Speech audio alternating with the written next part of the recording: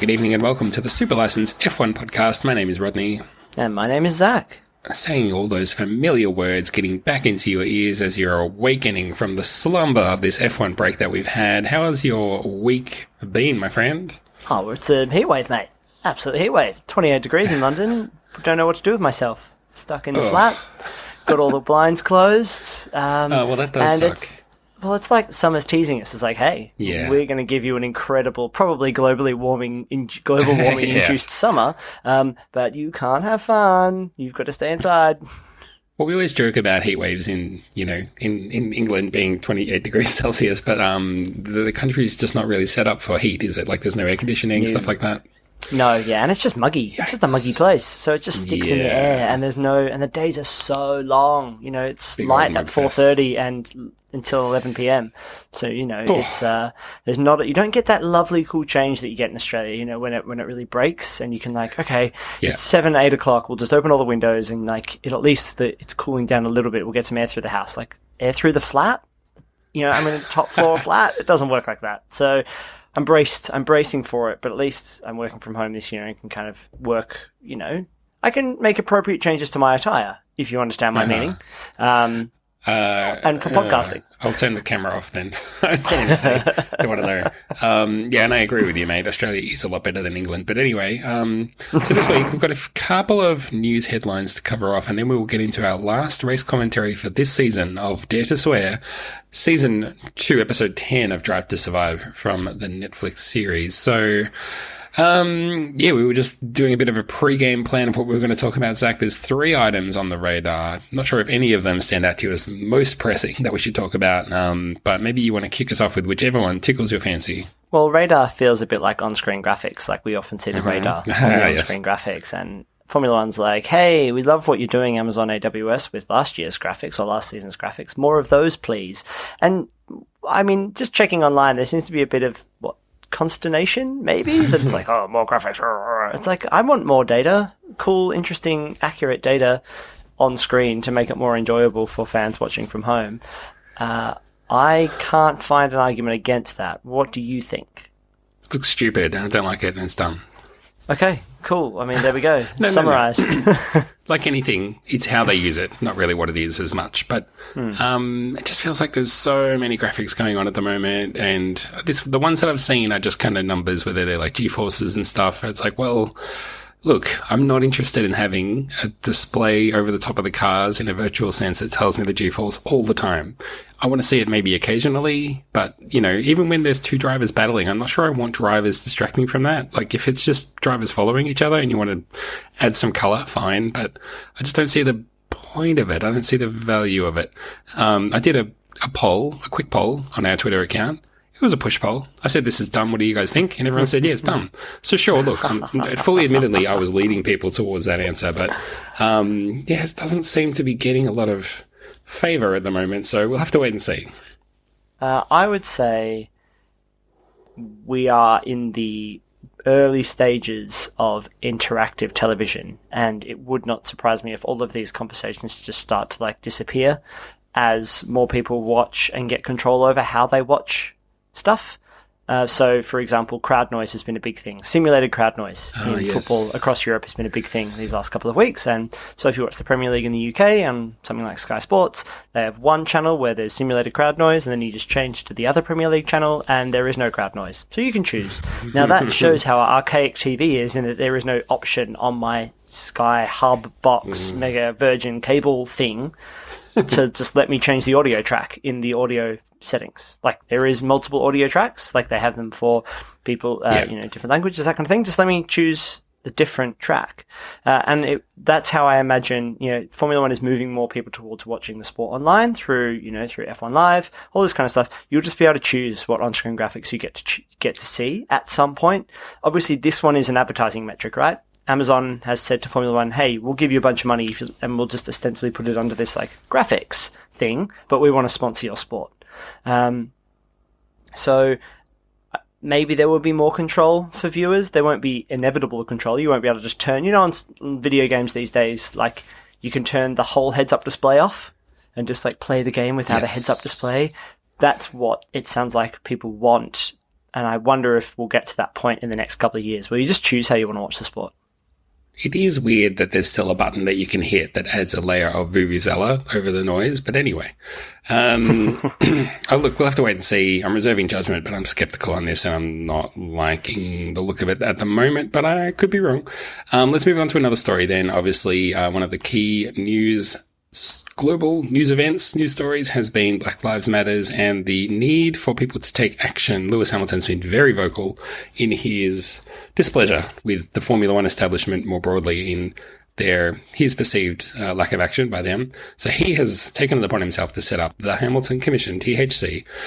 But I mean, what I find kind of a bit strange about this is that he was kind of goading F1 to say, come on guys, you guys have got to be doing something. And then they came out with this big thing of their own initiative called We Race as One. And the two things seem to be, at least on paper, aligned in terms of wanting to improve equality and encourage diversity within the sport, which is fantastic. One is very explicit in like, well, we want to, number one, help the world in terms of getting past this, this COVID pandemic. But then beyond that, encourage diversity. The other one is Lewis Hamilton's name. So look, the only question mark I have is Hamilton sort of trying to build a legacy for himself and build up the Hamilton name a little bit before, he hits this potentially historic mark of becoming the winningest, most championingest driver that we've ever had? Or should he perhaps have been using his platform to draw attention to Formula One's united effort? I mean, in one way, we're talking about trying to be united against some of the problems of the world, and at the same time, he's kind of splintering off and doing his own thing. So I don't know how you read that one, but I mean, both of them worthy causes. Both of them, I believe, have their hearts in the right place, but would have been good if they were on the same page about it. Yeah, I think that's always the concern for any sports person, is that you want to do stuff on your own, but it can be, and often part of doing that, you have to be outside the bounds of your team and contract and the sport in order to have the freedom to make change. John Boyega of Star Wars fame, and quite famously said during some Black Lives Matter protests a week and a half ago, was like, I'll probably lose my Disney job because of this. Like, I'll lose my contracts and I might not have a career after this, which was, some people interpret that as, oh, that's bullshit, mate. But I mean, we're in unprecedented times, and Disney came out and backed Black Lives Matter and diversity and all of this kind of stuff. So it doesn't surprise me that Lewis Hamilton, who was at protests this weekend as well, by the way, which is fantastic. Yes. Fantastic. And so I don't think it's about building a legacy. I think it's about him using whatever platforms he has. And we've seen it from Marcus Rashford. We've seen it from John Boyega. We're seeing it from Lewis Hamilton. We've seen it from lots of different voices and lots of different places. And I think it would have been maybe too much to ask of him to try to get him and Formula One in line. It shouldn't be up to him to do that. And so I'm totally behind him taking his own stand and doing his own thing and pushing Formula One. It also gives him the opportunity to say, like, this doesn't go far enough. You can't put this out there and maybe rest on your laurels a little bit. Like, yes, it's great that there's going to be rainbows on cars now, but are you following through with action, not just this year, but ongoing forever? So, I think it's a good move from Lewis. I think it's a great move from Formula One. It starts the conversation, at least. I don't think it should go unmentioned, the moves that NASCAR has made. If you haven't seen the news about fucking noose being found in Bubba, I can't remember his surname, that's really bad of me, in his garage, which is cordoned off under security clearance. So someone within NASCAR had to have done that, is insane and absolutely abhorrent. That that shows that sports can't just make platitudes. So hopefully this We Race as One thing is not, I'm more concerned that this is just a move from Formula One to kind of put their voice in the right place and be on the right side of history. I'm more concerned about F1 than I am of Lewis Hamilton's actions. Yeah, I think one of the criticisms you could level at F1 is that they've tried things like this in the past and they haven't really affected a lot of change. But probably in closing, in the sad news hour, we should probably mention that our thoughts and concerns are with Alex Zanardi, who is recovering after a pretty horrific, by the sounds of it, accident. He was riding a handbike because he is a quadriplegic? Is that the right word for a man? He's had his legs amputated above the knees after a motorsport crash in the early 2000s, and a member of the Formula One family and has gone on to achieve incredible things, especially at the Olympic level. But he's currently at the moment, he's had, quite traumatic head injuries, and he's had neurosurgery, and he's currently in a stable condition but unresponsive, and we're all hoping for good things to come from that, because goodness knows we need a bit of good news around the place.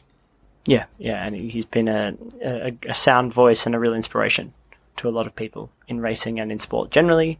So, induced coma is never the best thing going around. That's always sad news. So hopefully, we get some better news later this week. Yeah, hopefully so.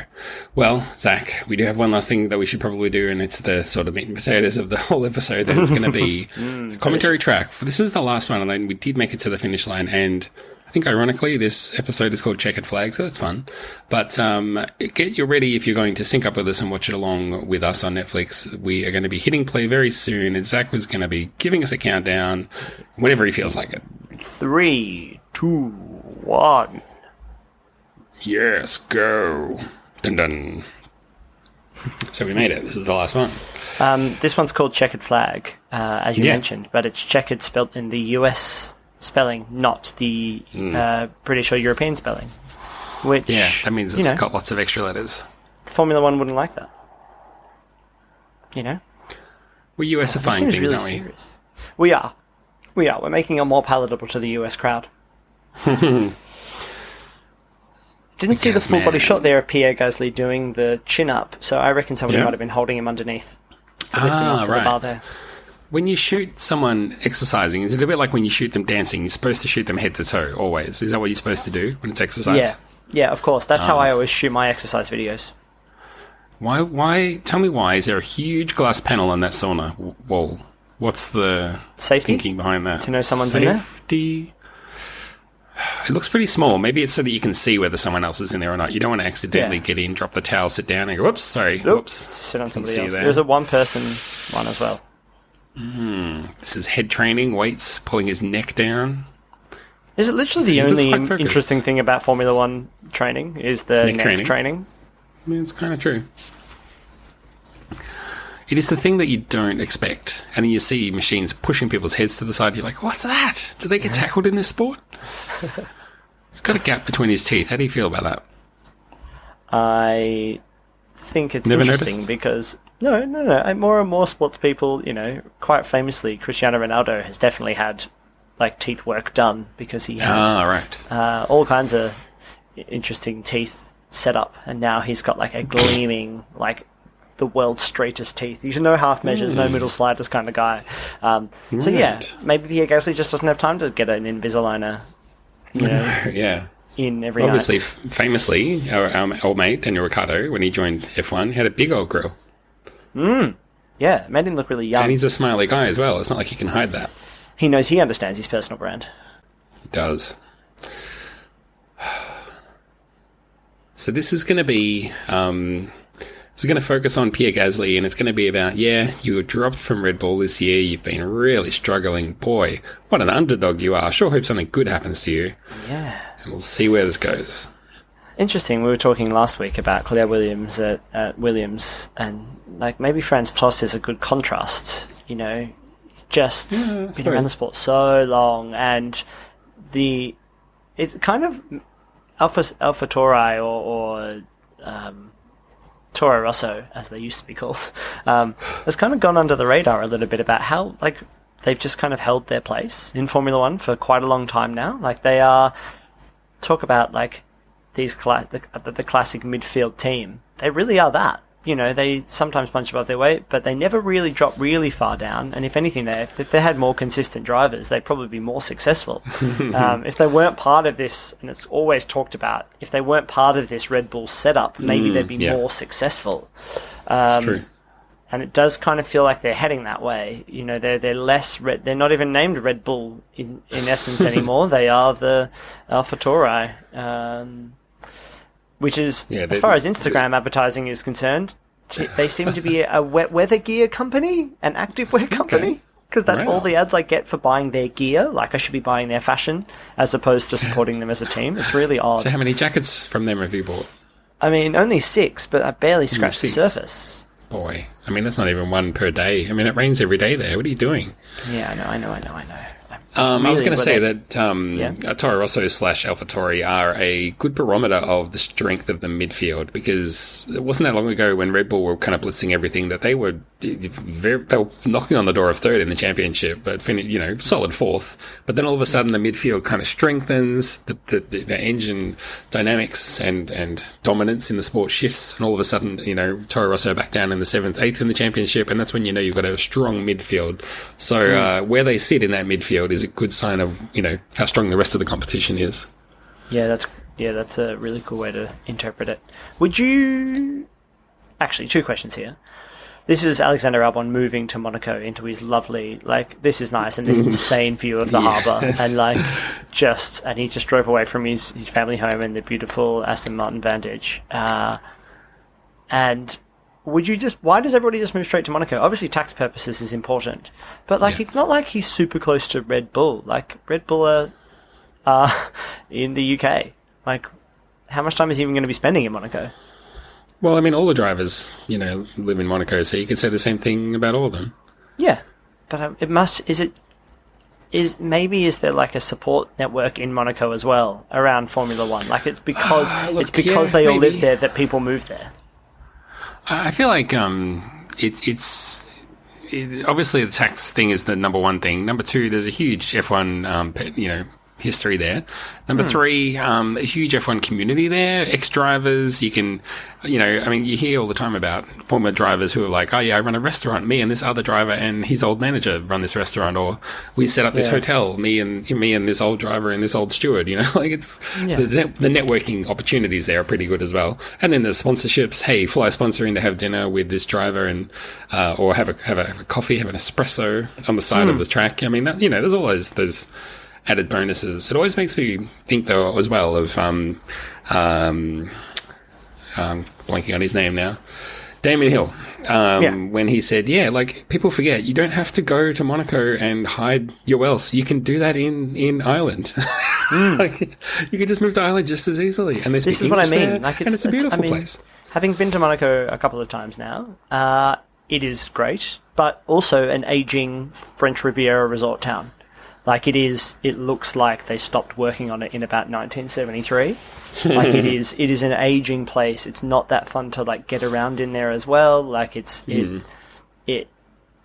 there are many, many, many other places I would choose to live and move to if I was an ultra rich sporting personality. And that's why it's interesting you don't hear a lot about other sporting personalities living there. It's where the Formula One drivers live, but you don't hear about footballers living there when they retire or other kinds of other sports people.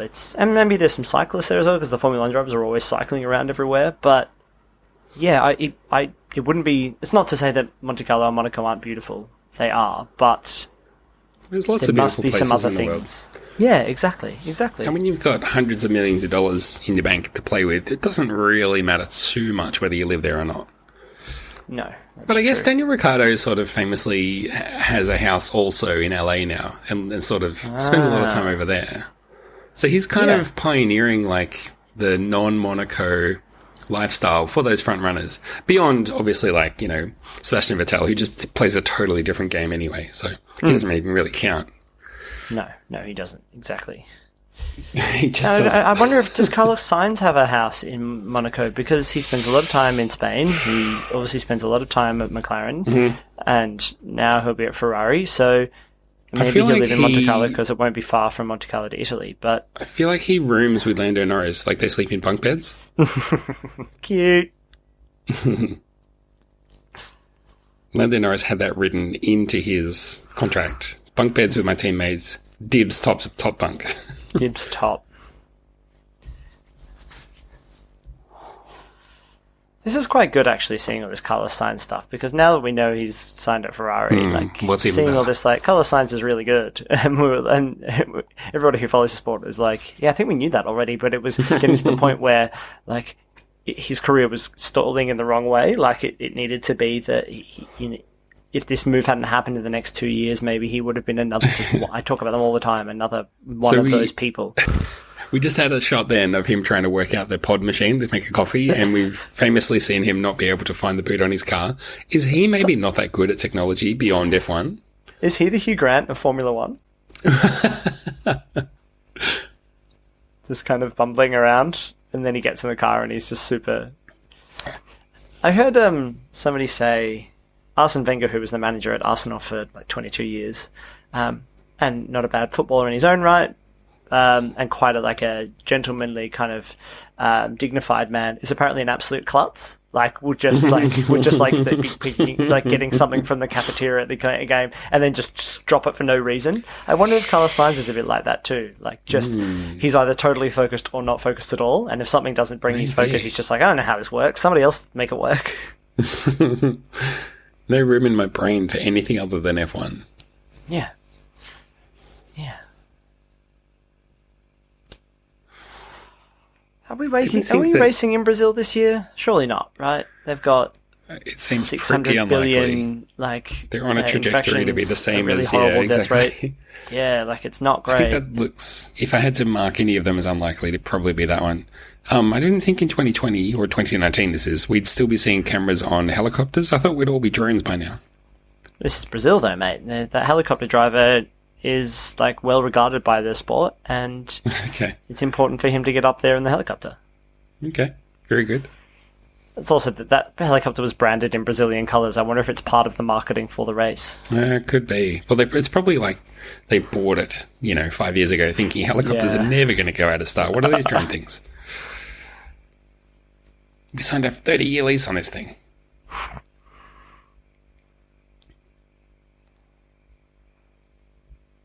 Maha Energy. I've never seen that. Have I not been paying attention? We've watched a lot of this series and talked a lot about it when we're talking about sponsors on the car.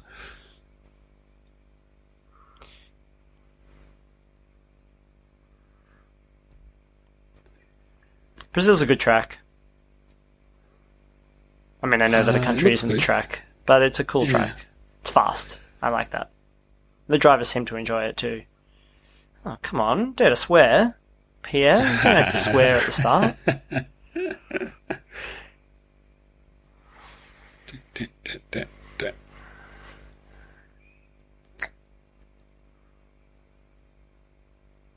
How does he not know that? Why isn't that information just on his steering wheel?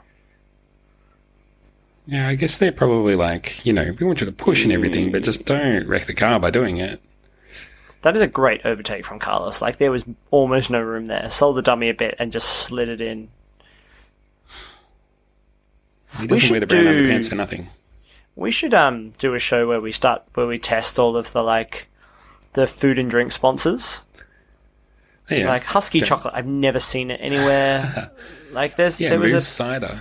Yeah, well, there was a cynical article going around marketing circles about whether Formula One teams, whether a lot of these products even really exist. Yeah, of course, yeah. Or whether they're just ways to funnel money into a team from other places. The Mission We Know thing being specifically the real example for Philip Morris International and cigarettes. How dare you suggest that? And then they're just Ferrari's just mainly sponsored by an oil company and a cigarette energy drinks company. And stuff, though, that's different. I mean... Yeah. Because what is there to gain from promoting an initiative as a tobacco company? It's only ever going to lead to more sales of more products. Yeah. But promoting an energy drink that may or may not exist, what is there to gain from that? Yeah, true. I don't know. You tell me. I don't know. No, because it costs huge dollars to get involved in this. Yeah, but I wonder if some of these sponsors are actually just... They're not anything. Oh, that's not a good move. But yeah, explain what's the gain for them? If they're not anything, what's the gain from them throwing money into their F1 team? Because they might be exchanging services with that F1 team. So what are they getting in return? Well, it depends. So they might be getting it might be part of a much wider contract negotiation. So it's for example, Renault. No, not Renault. Let's pick something like someone less litigious. Mercedes. Let's just pick Mercedes, right? Okay. So massive company. Formula One is part of their company. they're trying to do deals with a deal with, for example, HP would be really important for both HP and Mercedes. Yep. So the idea of a HP brand being on the car is about a wider contract negotiation and not about like money specifically changing hands. It might be about Mercedes choosing to use HP laptops for all their stuff, and in exchange, they'll just they don't care about the advertising of Formula One. They care about that Mercedes buying HP laptops. The fundamental difference is HP computers exist as a thing. So if your thing doesn't exist, then what's the benefit of promoting it as a brand?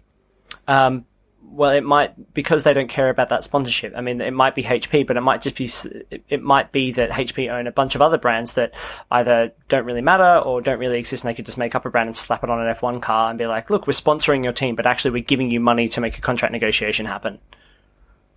Yeah, I don't know. Like it's really using what you're talking about. It's basically using sponsorship money, because that's the legally allowed way of putting money into a company without actually paying them. You're just giving them money for sponsorship, when really the sponsorship is part of actually something much bigger. It's being used as leverage in another contract negotiation. So the sponsorship matters nothing at all to the company who's doing the sponsoring. They just wanted to be able to give you some money outside of actual trading of goods. Yeah, right. Complicated. Well, we're getting, I mean, it's important. And we're being very far away from this. We're getting updated on where everything is. We were talking all over the Vettel Leclerc incident. I mean, I think we'd sort of, we've had maybe 3 or 4 episodes now setting that up. And, I mean, if you want to know what we think about that, go back and listen to our episode about that. But yeah, the scene is set again. We've just had a safety car restart, and there's going to be a huge run to the line. I think Gasly's going to do pretty well here. I think so. I mean, that would be a good redemption story. It reminds me very much of, someone surfaced a clip recently of the old Darrell Eastlake, Alan Jones Channel 9 coverage of Formula One when he used to be on really late at night on Sunday night for no reason. And it reminded me of how they used to do little grabs, but before and after an ad break, and they'd be sitting there watching the race live and then doing grabs for the replay of the race, which might be on a 1-hour delay. So they'd be like, Schumacher looks really good here. And they'd be like, I don't know, I think Häkkinen is charging, knowing full well, because they're watching the race live, that Häkkinen has caught up to Schumacher and overtaken him. So they're like, I just got a feeling Häkkinen might be doing I think Häkkinen might be on a charge here. He'll be one to watch. It's like, you fucking know. Sneaky bastards. That was a real shame, because I didn't love that overtake maneuver from Hamilton. I don't think it was really on. And it was just a desperate drive to the line. Yeah. Yeah, and he knows. And he admits that later. Yeah. But you're still in it. And poor Alexander Albon was doing really, really well. After a year of needing to prove himself, doing kind of okay, but also still feeling the pressure, needing a result as we hit this sort of end of the season, needing a result, needing his first podium, and being cruelly denied. Also, at least that one's a bit clean, though. You can always just be like, hey, look, that was quite obviously not my fault. This is great, though. Pierre Gasly holding off the much quicker race to the end. Mercedes. What should have been much quicker, but we all know that car can't follow.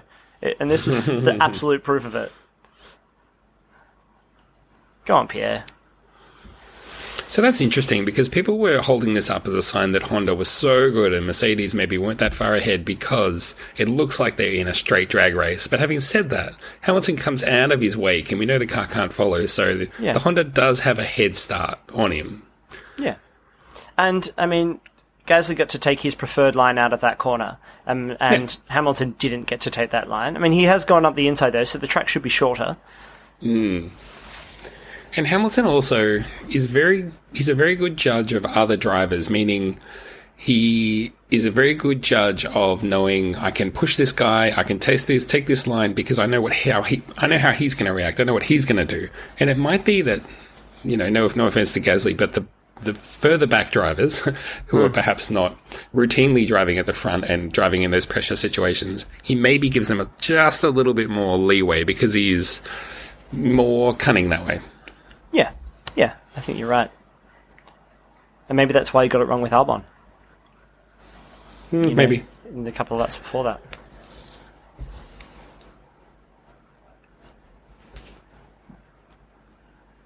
Yeah, so good stuff from Sainz. Really good. Does everybody just love Carlos Sainz Jr.? Like, is he the people's champion? He's the new Ricardo. Like, who wouldn't like him? Yeah. What's not to like about him? I know, I like his whole entourage. It's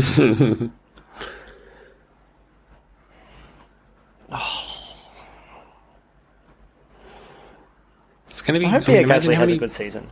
I hope that Sainz has a good season. I was just thinking, it's going to be a chance to be on the podium just about nearly every week now.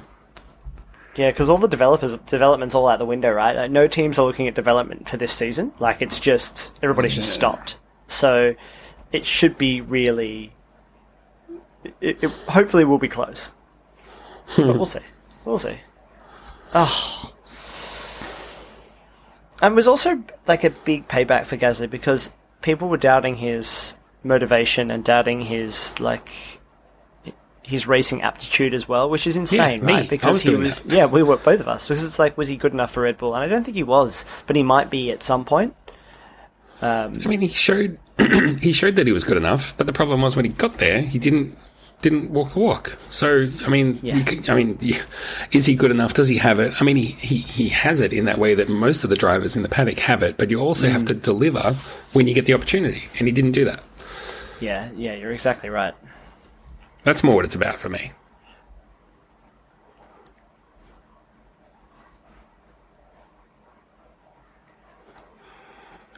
Yeah.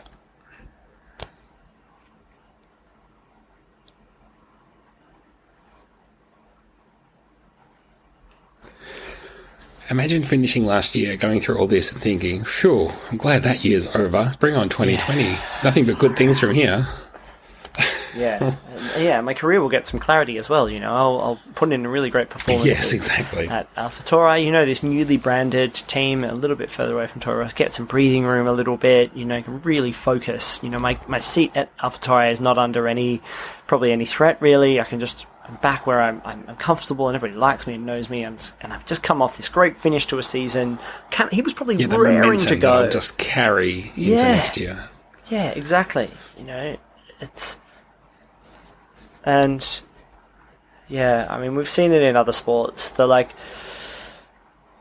What is going to be telling is that there is no momentum at all coming back into sport right now, and literally the people with the most talent and the most resources are going to probably clean up. So I hope that means that we'll see more from someone like Carlos Sainz Jr. and Lando Norris and some of the other drivers who are just incredibly talented, where maybe the playing field will be a little bit more leveled for them, because nobody has any momentum. It'll be down to how well did you prepare as a driver, how much can you get out of your vehicle, which is really interesting, which will be really interesting. But then I think at the top, teams like Mercedes and Ferrari will just be streets ahead, because their resources are so much that they don't need any depth or any things like this don't hit them off course as much as maybe somewhere like Racing Point.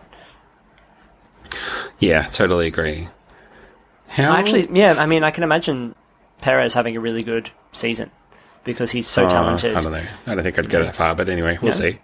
How fortunate for new Formula One fans who are discovering the sport through this show to see the reality of the, arbitration, results being determined hours and hours and hours later as a result of stewards' inquiries. How good for them to get that experience. I just feel so pleased for them that they're getting the full F1 treatment.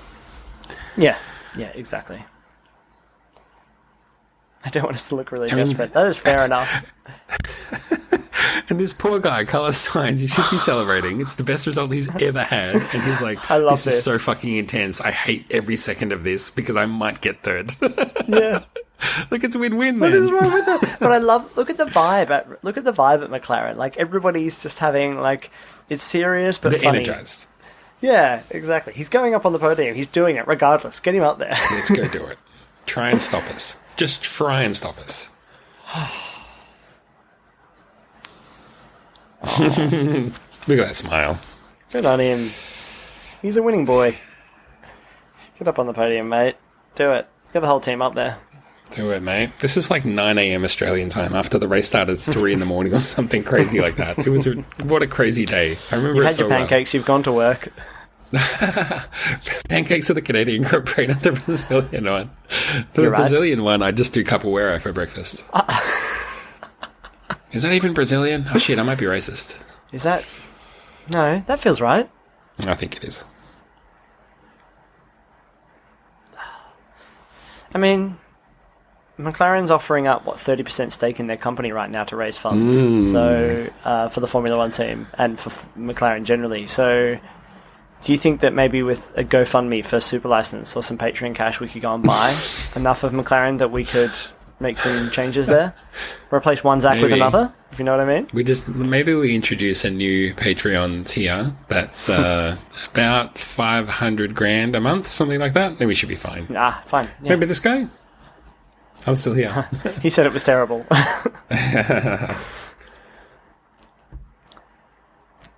love that Daniel. But here's the weird trouble. This is what we talked about. Is he just an annoying troublemaker? It's so true, Daniil. They did ignore you for the whole year. No, the Red Bull story wasn't about you. His podium was okay, but yeah. Other than that, one to forget. Sad to leave the team. You mean sad to leave Formula One, man?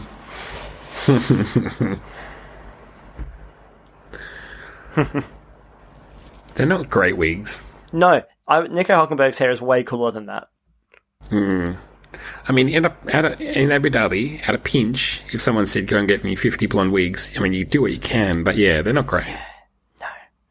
I think it's the fashion of the fade, short on the back and sides, is difficult to do with a wig. Yeah, it's interesting. Did you hear about this story of an Australian guy, turned 18, went down to the pub for his first night out in the pub legally with his mates and was denied because he has a mullet. And they went, no mullets in this place. Fair enough too, I would say.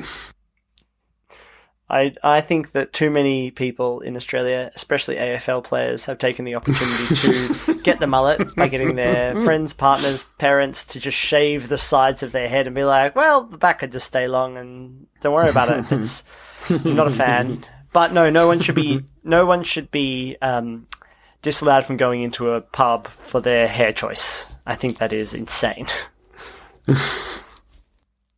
Oh yeah, also Lewis Hamilton won the Formula One season. That also happened. And anyway, that must be else? weird, a weird dissonance if you're a fan of this show or if you're tuning in as someone who doesn't know much about Formula One to be like, oh yeah, this doesn't matter. These doors are so distracting. I know. Also, I don't like t-shirts on the top of other clothes. You don't like it? No, it's yucky. It's very 90s. Yeah, it is really 90s. Maybe that's why I don't love it. For a while, if you remember the look from the guy on Mythbusters where he would wear a black long sleeve shirt with a white shirt with rolled up sleeves, for a while I was trying to do that. Yeah. Make that a thing, but didn't. Look, it's neither he nor I could get that look up. I think I'm more concerned about it because it just shows that this is a haphazard thing. Like you just threw this t-shirt, you just gave this branded t-shirt to the person to wear now, Yeah. and maybe I don't Lewis like trying that to get look. through the door there. Yeah.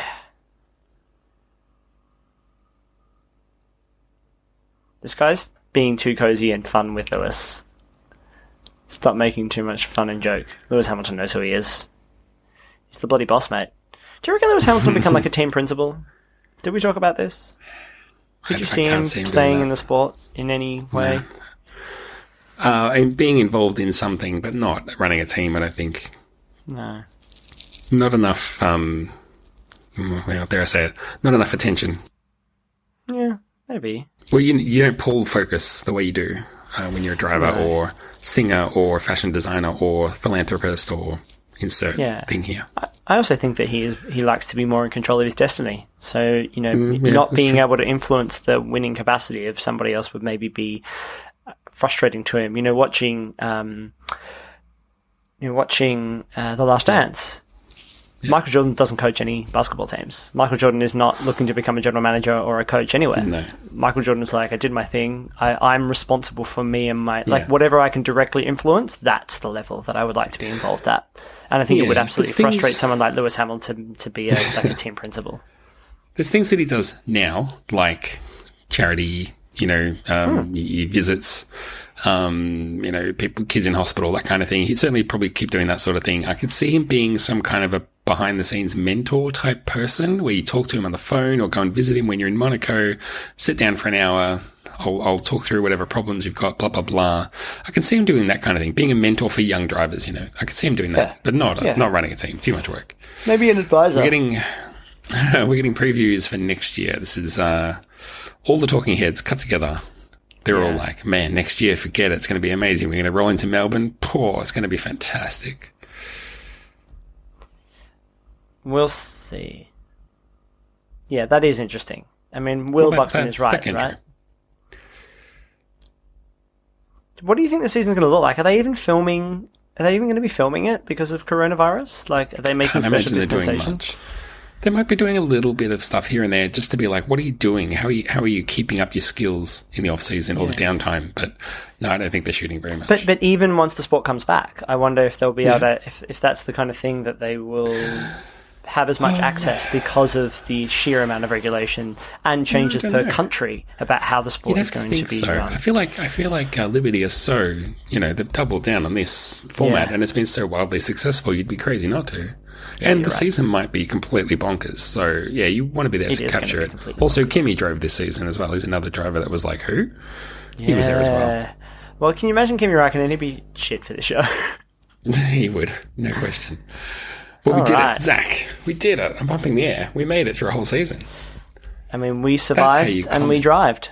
That's how you commentate. That's how you commentary ding. Yeah. Thanks for joining us. If you did join us, if you're just sitting back and listening while you do the dishes or ride the train or whatever, that's fine too. Thanks for listening. But that's Dare to Swear, episode 10. Will we bring it back in future? Who knows? Let's not commit to anything that we have to follow through on.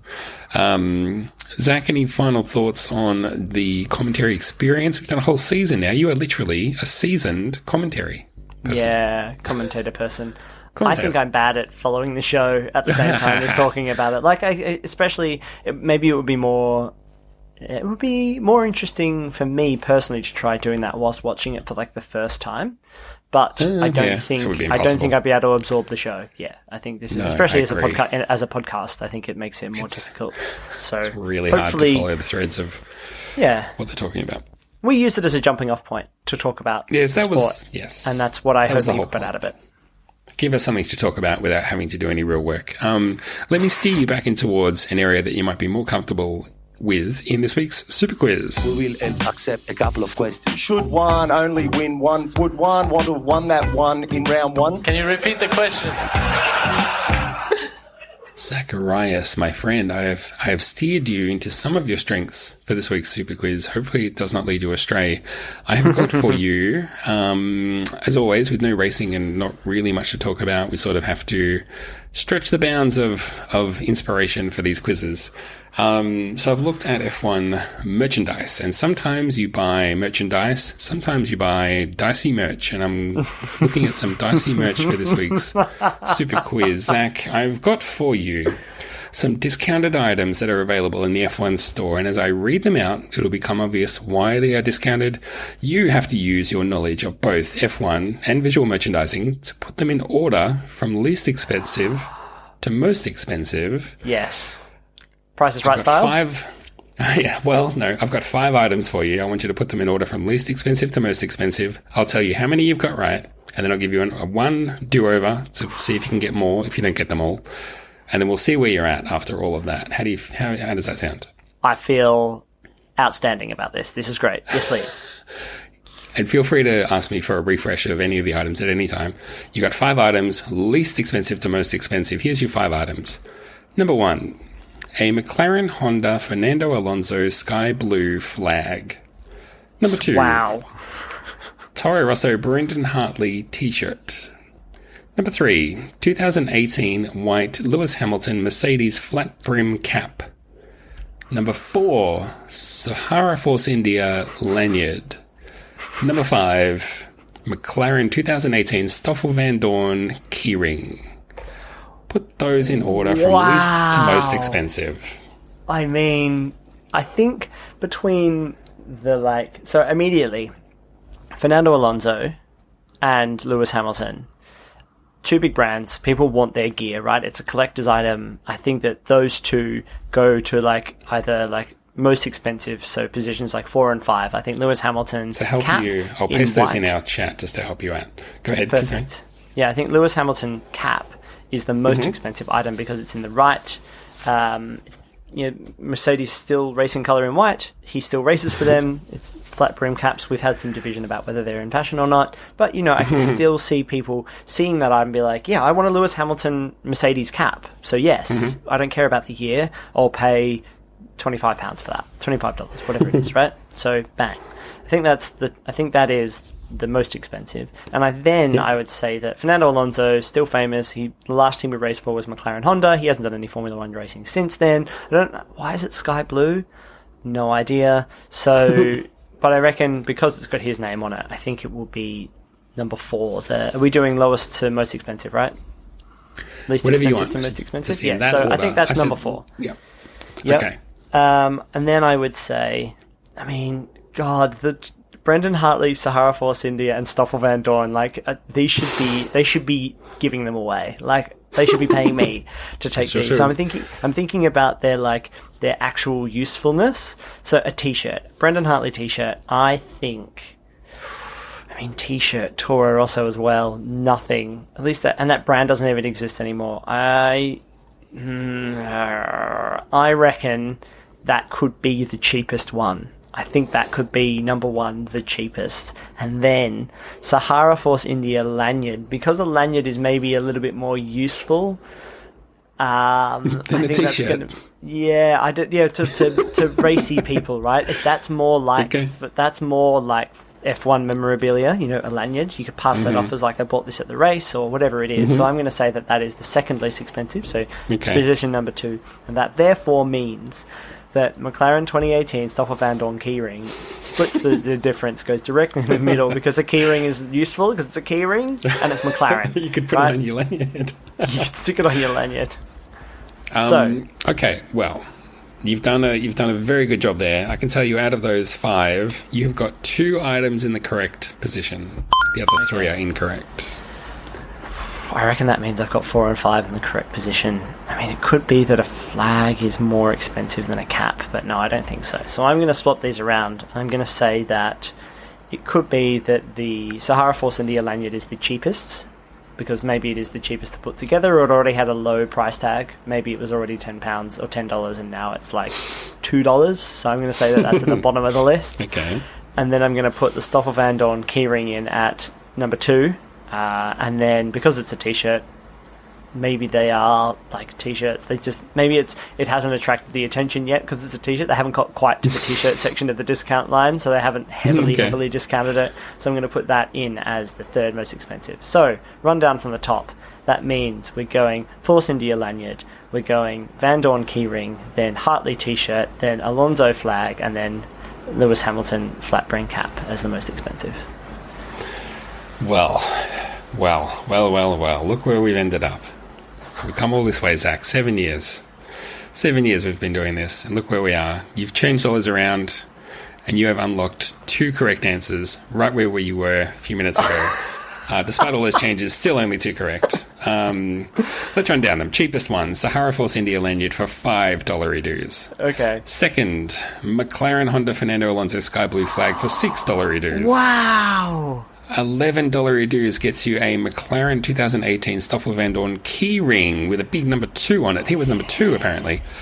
$34 for a Scuderia Toro Rosso Brendan Hartley t-shirt. Still plenty of sizes available, guys. Get in there, big heart fans.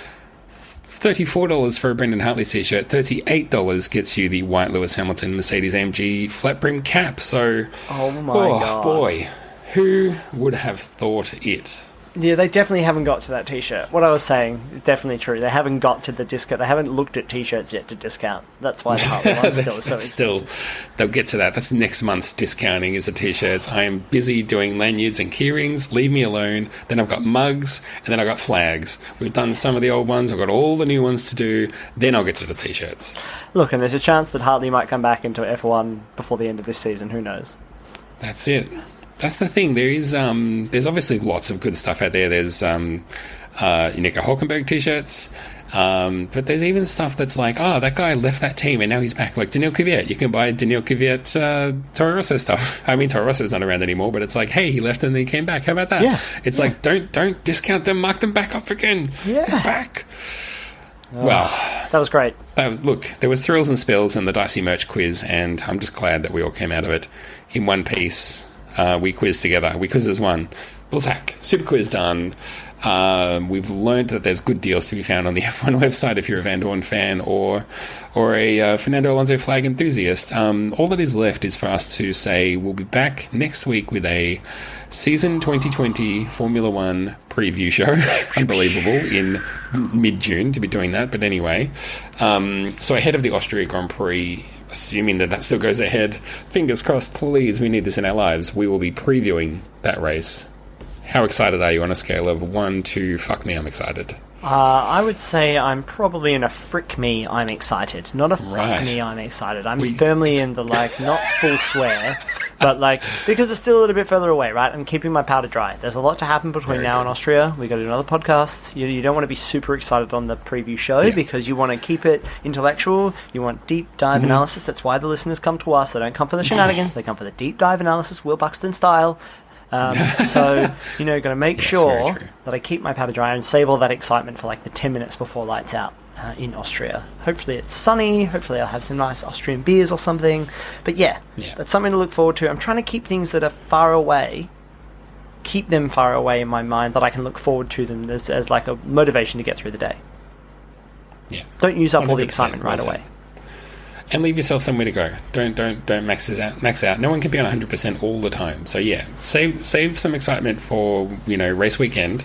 Still a little way to go, but the other thing to do is, if you've been listening to the show for a long time and you have friends that might want to listen to an F1 podcast, now's a great time to tell them, because in this down period, loads of people have gone to sleep and unsubscribed. So, yeah, hopefully with the racing coming back, everyone's enthusiasm comes back and everyone hits the subscribe button again. But yeah, really good time to tell your friends, leave a review if you can or you feel like it. Just retweet things.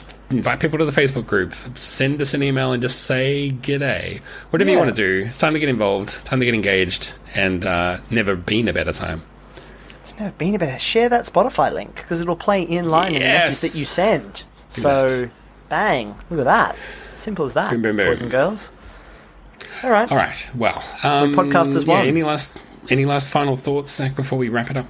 No, I'm excited. I'm excited to talk to you about previewing what is going to be an absolute shit show of a season. I'm excited because this has been Formula 1 at its best, because it's just going to be insane, and it's exactly what Formula 1 needed. So I'm looking forward to being all over the place, and Lewis Hamilton winning every single race, and Williams still being bad. So it'll be all in the middle. That'll be what we need to talk about. Sounds good. Well, we'll see you for the preview show. Until then, stay safe and take care. My name's Ben Rodney. Same sentiments from me. I've been Zach. And we'll catch you on the flip side. Bye-bye. Bye.